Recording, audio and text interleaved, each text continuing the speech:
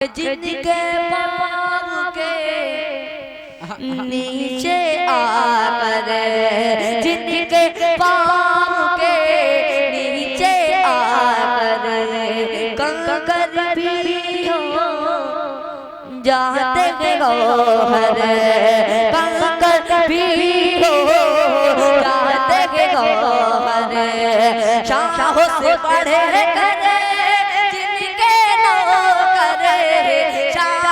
بڑھے جن کے نوکر، جن کے دیوانوں پر، جن کے دیوانوں پہ حرم لاجک کے فدا،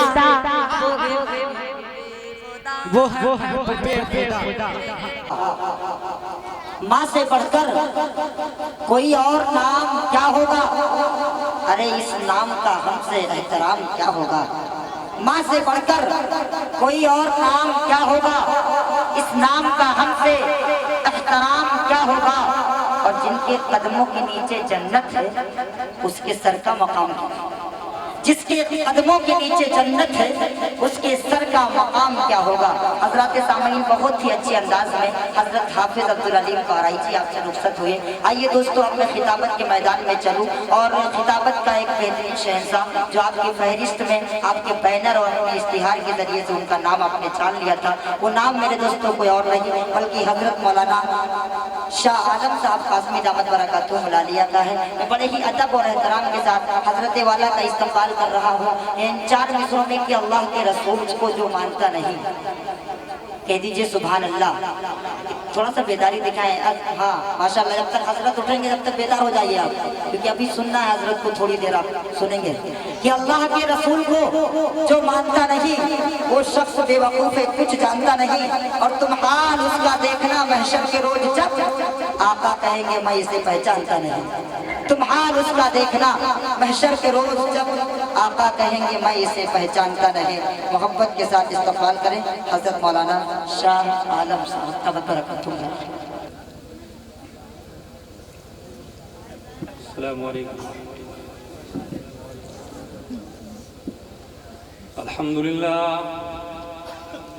الحمدللہ رب العالمین، والصلاة والسلام على سید الانبیاء والمرسلین وعلى آلہ واصحابہ اجمعین، اما بعد فاعوذ باللہ من الشیطان الرجیم، بسم اللہ الرحمن الرحیم۔ لو انزلنا هذا القرآن على جبل لرأيته خاشعا متصدعا من خشية الله، وقال الله تبارك وتعالى في موضع آخر إنا عرضنا الأمانة على السماوات والأرض والجبال فأبين أن يحملنها وأشفقن منها وحملها الإنسان، وقال النبي صلى الله عليه وسلم خيركم من تعلم القرآن وعلمه، وقال النبي صلى الله عليه وسلم تعلموا القرآن وعلموا الناس۔ محترم حضرات، سامعین کرام، پروگرام قریب 2 گھنٹے سے اپنی مکمل اسپیڈ کے ساتھ آپ لوگوں کے سامنے چل رہا ہے، اور آپ حضرات شعر و شاعری کی دنیا میں ابھی تک گم تھے، لیکن ایک ماحول بنا لیجئے، ایک اپنا موڈ بنا لیجئے، کیونکہ جس لیے اس پروگرام کو رچایا گیا ہے، سجایا گیا ہے، اور اس پروگرام کا جو صحیح اور اصلی مقصد ہے وہ صرف اور صرف خطابت ہے۔ آپ اشتہار پر دیکھ رہے ہوں گے، بڑے بڑے لفظوں میں لکھا ہوا ہے ایک شام حفاظ کرام کے لیے، وہی پڑھ پا رہے ہیں؟ تو جس طرح سے آپ اپنے سامنے والے بینر پر دیکھ رہے ہیں، تو اس حساب سے آپ اپنے ذہن کو بنا لیجئے کہ واقعی ہم خطابت کو ہی سننے کے لیے اس پروگرام میں تشریف لے کر آئے ہیں۔ ہمارے حضرت مفتی صاحب کہا کرتے تھے کہ وحدہ لا شریک کے بعد اگر کوئی ذات اقدس ہے جو حمد و ثنا اور تعریف کے لائق ہے تو وہ اللہ کے رسول صلی اللہ علیہ وسلم کی ذات اقدس ہے۔ بہرحال سب سے پہلے قرآن پاک کی تلاوت ہوئی اور اس کے بعد نعت پاک اور حمد کلام کا ماحول ابھی تک تھا، لیکن چونکہ اس پروگرام کو جس مقصد اور جس اصلی مقصد کے لیے رچایا گیا ہے، سجایا گیا ہے، میں آپ کے ذہن کو اس طرف لے جانا چاہتا ہوں۔ ابھی میں نے قرآن کریم کی ایک دو آیتیں اور کچھ حدیثیں پڑھنے کا شرف حاصل کیا ہے۔ سب سے پہلے میں قرآن کریم کی ان آیتوں کا ترجمہ بتلاؤں گا اور اس کے بعد اس کا صحیح مطلب اور صحیح مفہوم بتلاؤں گا۔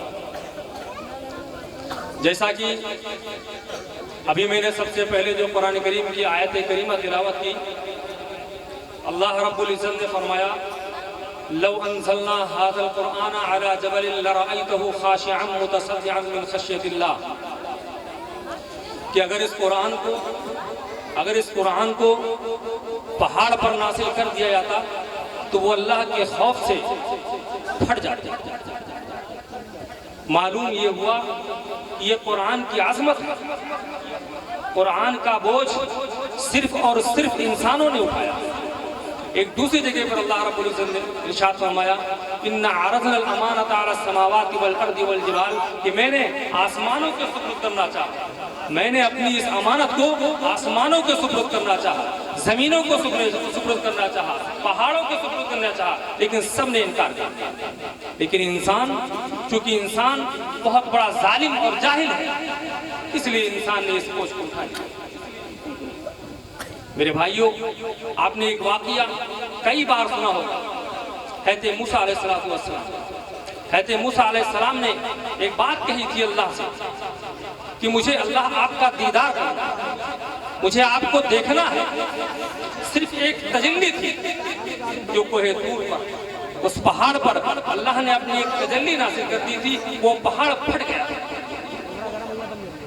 تو سوچئے کہ اللہ اپنی ایک تجلی اگر پہاڑ پر نازل کر دے، وہ پہاڑ پھٹ کر چورنا چور ہو جائے، تو سوچئے جس کلام کی نسبت خود اللہ کی طرف ہو، وہ کلام کی عظمت کیا ہو۔ میرے بھائیوں، قرآن کے اندر اللہ نے کیسی کیسی کشش رکھی ہے، قرآن کے اندر اللہ نے کیا کیا چیزیں رکھی ہے۔ آپ صحابہ کرام کے واقعات پڑھ کر دیکھیے، آپ قرآن و حدیث کا مطالعہ کر کر دیکھیے۔ ایک صحابی ہیں حضرت عثمان بن مسعود رضی اللہ عنہ، حضرت عثمان بن مسعود رضی اللہ عنہ، وہ فرماتے ہیں کہ میں نے لوگوں کے کہنے سننے سے میں نے اسلام تو قبول کر لیا تھا، لیکن صحیح طور پر اسلام میرے دل و دماغ میں اور میرے دل میں راسخ نہیں ہوا۔ لیکن جب قرآن کریم کی یہ آیت ان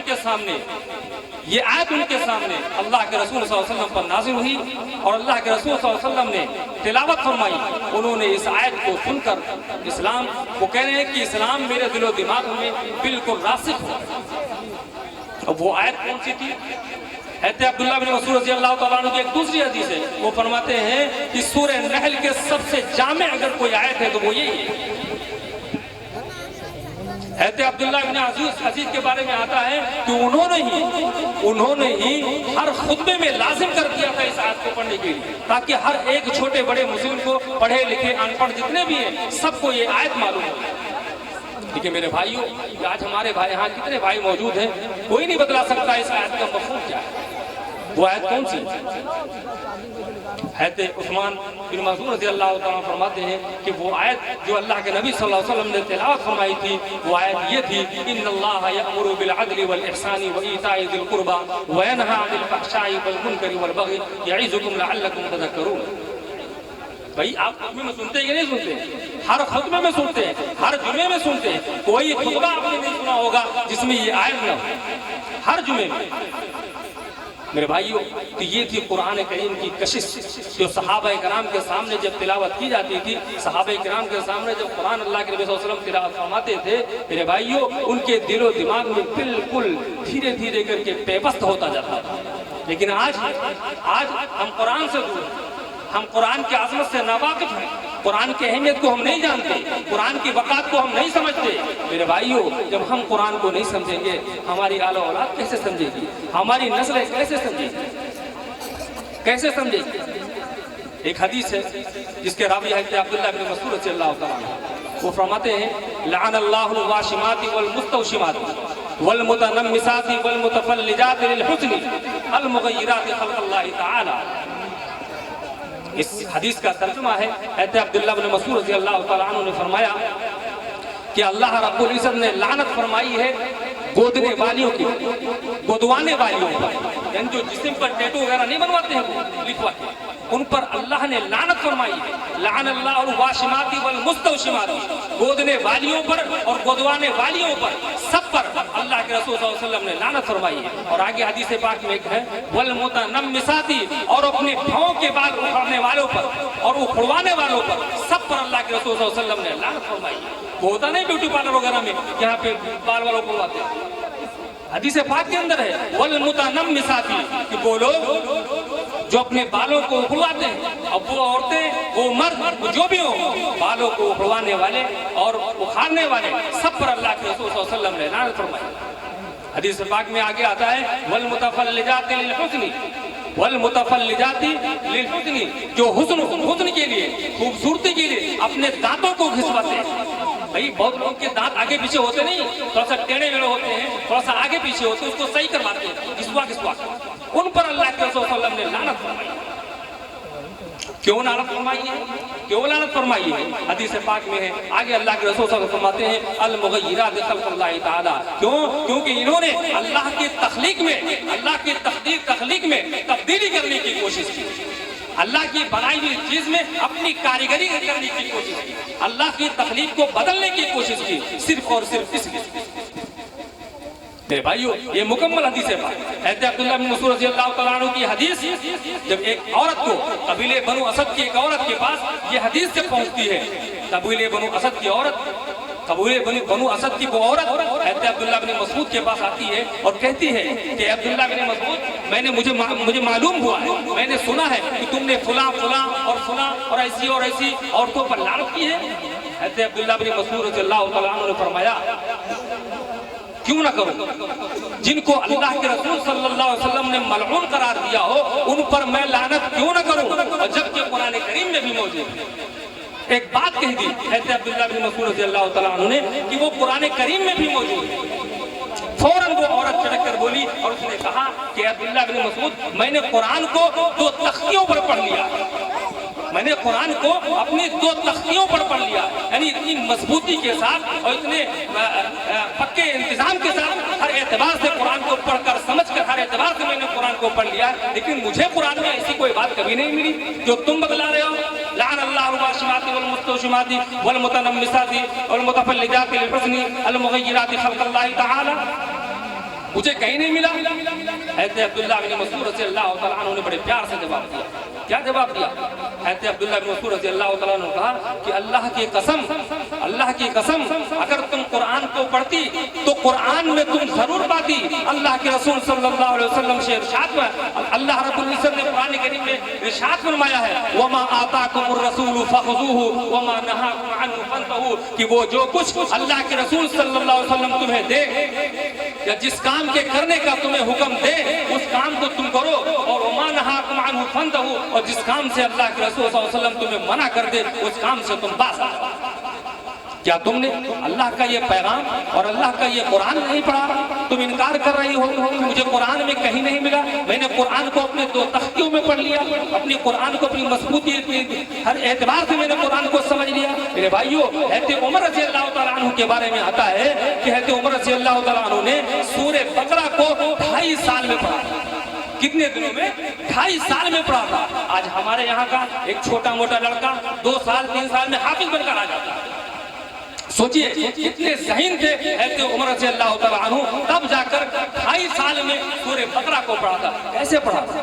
ایسے نہیں پڑھا تھا جیسے ہم اور آپ پڑھتے ہیں، جیسے ہم اور آپ پڑھتے ہیں ایسے نہیں پڑھا تھا۔ حضرت عمر رضی اللہ تعالیٰ عنہ نے قرآن کریم کو ایک لفظ کو پڑھا تھا تو اس لفظ کو سمجھا دیا، قرآن کریم کی ایک آیت کو پڑھا تھا تو اس کو سمجھا تھا۔ قرآن کریم کی اگر کسی پارے کو، کسی سورت کو، قرآن کریم کی کسی بھی آیت کو لے لیجئے، حضرت عمر رضی اللہ تعالیٰ मुसलमानों अगर उसको पढ़ते थे तो उसको फौरन समझते थे, और जो समझ में नहीं आता था वो फौरन अल्लाह के रसूल सल्लल्लाहु अलैहि वसल्लम से रुजू करते थे, फौरन अल्लाह के रसूल सल्लल्लाहु अलैहि वसल्लम से उसकी तफसीर पूछ लिया करते थे। लेकिन मेरे भाइयों, सबसे बड़ी कमी हमारे अंदर जो ये है कि आज हम पूछने के लिए तैयार नहीं, आज हम कुरान को पढ़ने के लिए तैयार नहीं, कुरान को समझने के लिए तैयार नहीं। लेकिन मेरे भाइयों, इस चीज को हमें दूर करना है, वरना इस जलसे और इस जुलूस का कोई मतलब नहीं है। हमारे यहाँ आने का, हमें कुछ बतलाने का, और आपके यहाँ आने का और आपके सुनने का क्या मतलब है जब आप अमल न कर सकें। मेरे भाइयों, पहले के लोग कहा करते थे कि जब कहीं जलसा होता है तो उसमें 3 तरह के लोग आते हैं, 3 तरह के, सुन लीजिए, वो भी 3 तरह के लोग आते हैं एक जलसे में। कौन कौन? पहली किस्म तो उन लोगों की होती है जो खालिस इस नियत से आते हैं कि हम जलसा सुनने जा रहे हैं, अगर कुरान और हदीस से कोई बात वहाँ जो भी होगी इंशाअल्लाह उसको सुनेंगे और इंशाअल्लाह उस पर अमल करके आएंगे, अमल करेंगे। वो घर ही से इरादा बना के आते हैं। ये पहली किस्म होती है। और सुनने वालों की दूसरी किस्म जो होती है वो ये होती है कि चलो जलसा देखते हैं कैसा जलसा है इनका। हमारा जलसा तो ऐसा था, वहां गए थे जलसा वैसा था, लेकिन इनका जलसा कैसा है, इस जलसे का मुआयना करने के लिए आते हैं। ये दूसरी किस्म के लोग। और तीसरी किस्म के जो लोग आते हैं वो सिर्फ और सिर्फ हुल्लड़बाजी करने के लिए आते हैं, कुछ नहीं, जलसा नहीं सुनना है, जलसे को परखना भी नहीं, मुआयना भी नहीं करना, सिर्फ मजे लेकर वापस चले जाना है। तो अल्लाह से दुआ कीजिए कि अल्लाह रब्बुल इज्जत आपको, हमको, हम सबको पहली किस्म में से बना दे कि हम यहाँ जो आए हैं और उलमाए किराम तशरीफ लाए हैं, हम तो आपके गांव के हैं, आपके जवार के हैं। जो बातें कहनी थी 2-4 मिनट में हमने अपनी बातें आपके सामने रख दी, लेकिन आपको जो सही बयान सुनना है कुरान के एतबार से और इस एक शाम हुफ़ाज़े किराम के नाम से, इस लिहाज से जो आपको प्रोग्राम और अच्छा सही बात सुननी है, वो उलमाए किराम आए हैं, मुफ्ती साहब तशरीफ फरमा है, वो इंशाअल्लाह हज़रत के सामने तफसील से बयान फरमाएंगे। मुझे बस ये चंद बातें आप हज़रत के सामने अर्ज करनी थी। अल्लाह तबारक तआला से दुआ करता हूँ कि अल्लाह तबारक तआला हम सबको कहने और सुनने से ज़्यादा अमल करने का तौफीक अता फरमाए। आमीन। व आखिर दावाना अल्हम्दुलिल्लाहि रब्बिल आलमीन।